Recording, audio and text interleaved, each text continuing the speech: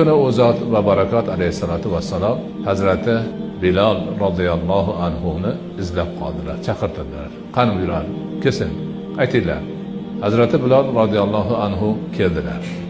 Payg'ambar alayhissalotu vassalom aytdilarki, sen qaysi amaling bilan mendan oldin jannatga kirding? Sen qaysi amaling bilan mendan oldin jannatga kirding deyaptilar. Qachon kirsam, oldimda seni oyog'ingni shipirlagani eshitiladi. Shitir-shitiring eshitiladi.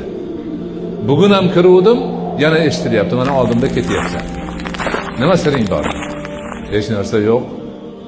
Ammo qachon azon aytsam 2 rakat namoz o'qib qo'yaman. Qachon tahorat qilsam, tahorat qilib bo'lganimdan keyin 2 rakat namoz o'qiyman dedilar.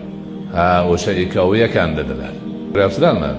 Hazrati Bilolni Rasululloh alayhisolatu vassalomdan oldin jannatga kirib yurishiga shukr o'zi o'qiganlari sabab bo'lgan.